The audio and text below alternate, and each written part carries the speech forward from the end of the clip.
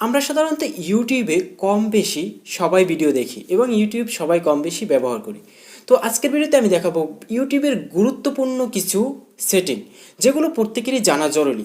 আর এই সেটিংগুলোর জন্য কিন্তু আপনি যদি ডাটা ব্যবহার করেন তাহলে কিন্তু আপনার এমবিটা অনেক কম নেবে। আপনি ভিডিও দেখবেন কিন্তু আপনার এমবি যাবে কম।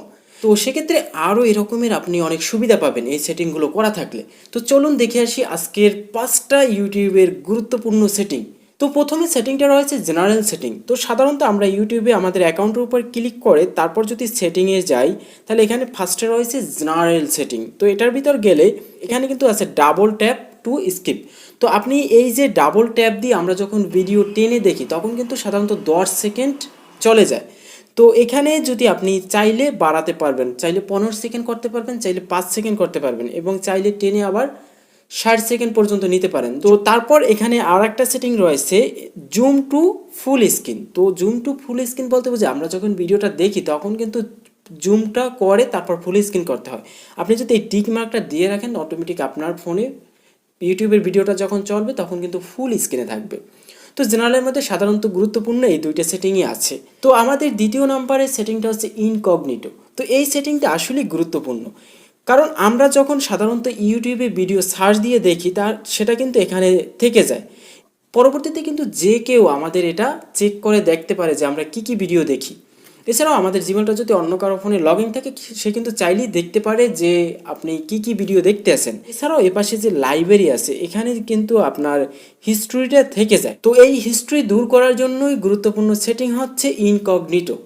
তো আমরা সাধারণত যদি অ্যাকাউন্টের উপর ক্লিক দিই তারপর এখানে দেখুন লেখা আছে টার্ন অন ইনকগনিটো। তো যদি এটার উপর আমরা ক্লিক দেই তাহলে কিন্তু সরাসরি ইউটিউব থাকবে, কিন্তু এখানে যদি আমরা কিছু লিখে সার্চ দেই এটা কিন্তু হিডেন থাকবে, এটা কিন্তু কোথায় থাকবে না। আপনি এখানে ইচ্ছামতো সার্চ দিয়ে ভিডিও দেখতে পারেন, এটার কোনো হিস্ট্রি থাকবে না। আবার যদি আমরা লাইব্রেরিতে আসি, লাইব্রেরির উপরে এখানে দেখুন লেখা আছে টার্ন অফ ইনকগনিটো। তো এটার উপরে ক্লিক দিলে আবার পুনরায় আপনার যে রকমের ইউটিউবটা ছিল সেই রকমের থাকবে। তো সংক্ষেপে বলা যায় এই ইনকগনিটোটা যদি চালু করে আপনি ভিডিও দেখেন তাহলে আপনার হিস্ট্রিগুলো থাকবে না এবং পরবর্তীতে কেউ জানতে পারবে না আপনি কোন ক্যাটাগরির ভিডিও দেখছেন। আমাদের তৃতীয় নম্বরে রয়েছে চ্যানেল রিকমেন্ড।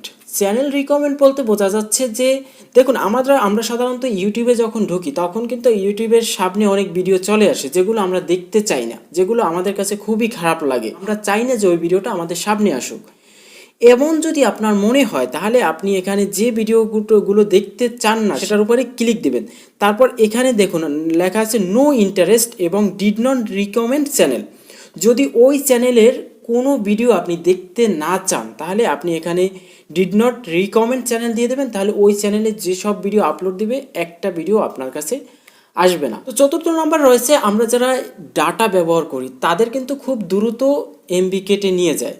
তো তাদের জন্য রয়েছে আকর্ষণীয় একটা সেটিং যেটা রয়েছে ভিডিও কোয়ালিটি। তো ভিডিও কোয়ালিটিটা আপনারা যদি কমিয়ে রাখেন তাহলে কিন্তু আপনাদের এমবিটা একটু কম কাটবে। তো ভিডিও কোয়ালিটি কমাবার জন্য প্রোফাইলের উপরে ক্লিক দেবেন, তারপর সেটিংয়ে চলে যাবেন। এখানে দেখুন লেখা আছে ভিডিও কোয়ালিটি, তো এটার উপরে ক্লিক দেবেন।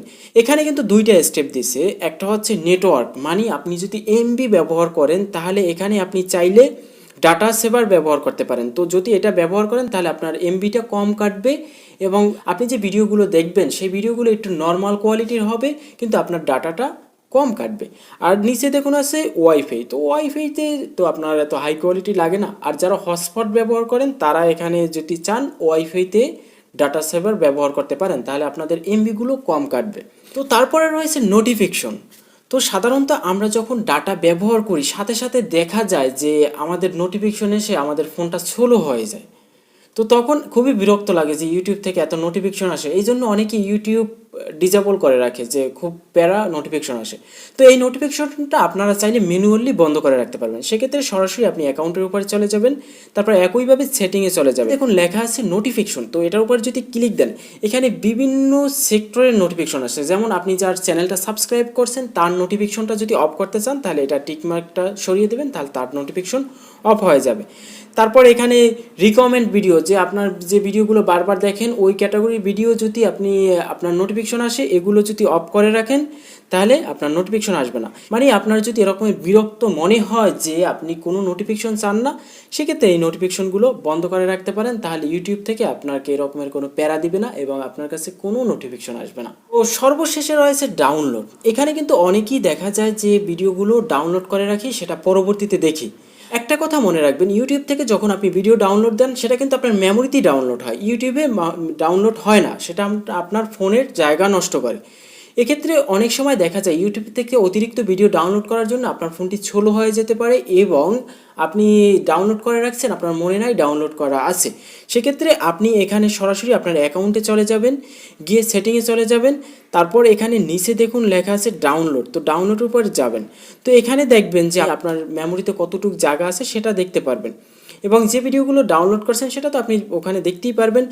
চাইলে এখান থেকে ডিলেট অল ডাউনলোড ভিডিও, সমস্ত ভিডিওগুলো আপনি মুছে দিতে পারবেন। যেগুলি আরেকটা কথা হচ্ছে, আমাদের সাধারণত যারা ভিডিও দেখি তাদের ভিডিওগুলো কিন্তু অটো প্লে হয়। আপনি চাইলে অটো প্লেটা বন্ধ করে রাখতে পারেন। সেক্ষেত্রে এখানে আপনি সরাসরি একইভাবে সেটিংয়ে চলে যাবেন, গিয়ে এখানে লেখা আছে অটো প্লে, তো এটা যদি আপনার টিকমার্ক দেওয়া থাকে আপনি এটা সরিয়ে দেবেন, তাহলে আপনার ভিডিওগুলো অটো প্লে আর হবে না।